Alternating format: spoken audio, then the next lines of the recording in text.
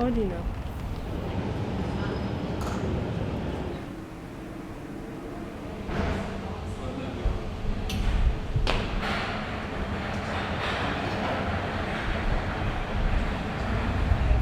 From my house, you could see the plane taking off and landing. Oh, wow. Just there. So we are very, very close to Heathrow. So we are right, on the outskirts of London, right at the edge. What's funny though is like ever since I became a chef, I think I'm not eating as well as I used to. I just can't bring myself to cook nice food just for myself. So it's nice when I have friends come over. Yeah, I prefer more wild, unkept places,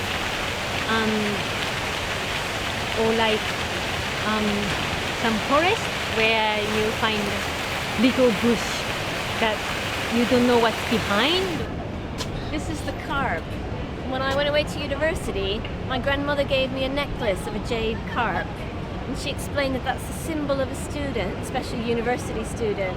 Because the carp, when it goes to spawn, it has to jump up several waterfalls to find the lake where it's going to spawn.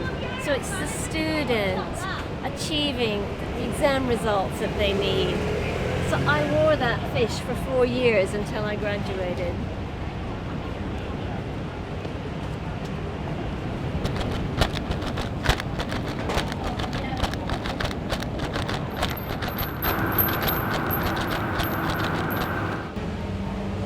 Borders, there are two kinds. So to me, a border is just a division.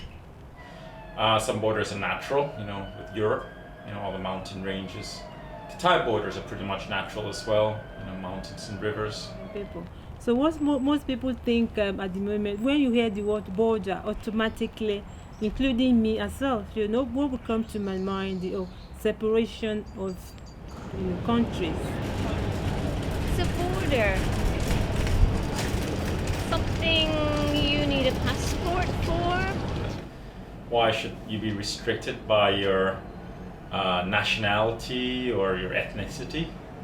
I think it's just a very old-fashioned concept to feel that way, to restrict yourself. I don't have problems with borders. I don't have problems with work visas. And then there is another border as well on people's mind. That's where we separate like different people, different cultures. And to me, the border really exists in my mind. That's because of my upbringing, that I was in this cocoon. The barriers are in your mind. If you're curious enough, if you're persistent enough, that breaks down all the barriers. So I thought I didn't see any borders. But within that cocoon, there are a lot of borders that when I was growing up, didn't see.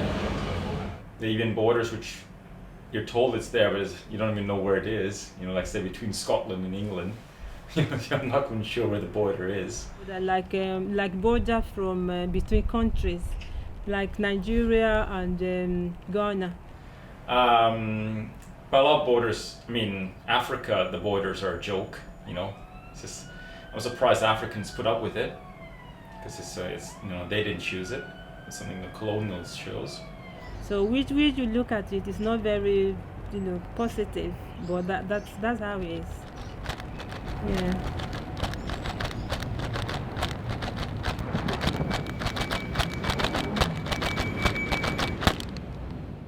In the beginning, it's very easy to sort of put people into little boxes, like stereotypical ideas. And then what I enjoy doing is proving people wrong. When I'm traveling around China, people look at me, they see the hair, they see the face, they put me in a pigeonhole. You don't like somebody because they are from a different country or they are from a different race. And then I come out with Mandarin. Ooh, wow, it's really surprising. And I enjoy that so much. I guess the most difficult context I found myself in is the fact that I'm effectively in exile from Thailand because of my political belief. Probably China, because when I arrived, I only had the very basics of Chinese language. Something like being gay. That's the biggie for me. That's the big one. When I used to think about a homeless person, even though I would use the word person, it wasn't a person. It wasn't an individual.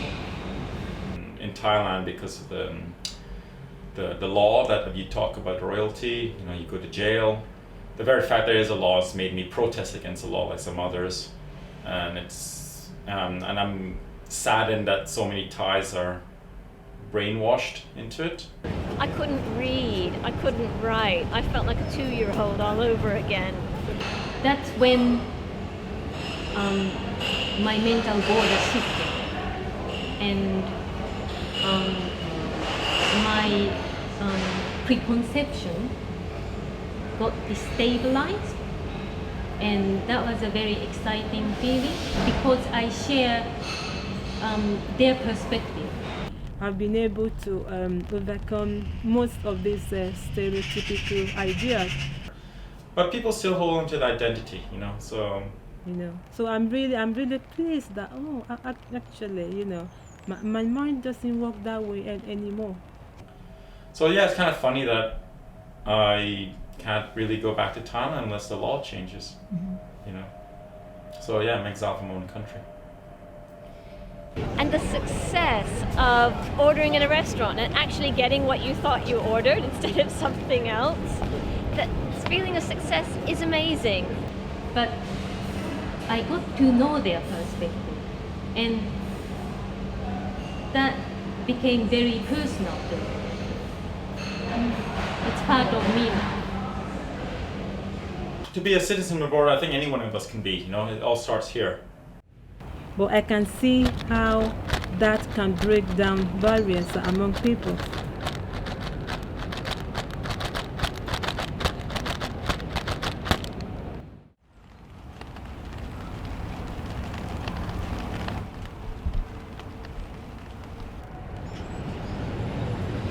My name is Jean Lin. You can't tell from the outside, but I'm Chinese on the inside. I was born and brought up in Japan. My home has been in various countries. Hello, my name is Brett Cowie. I come from Thailand. My dad's Scottish, my mom's Thai. My name is Sarah, which is my English name, but I have a Nigerian name as well, which is called Titilayo.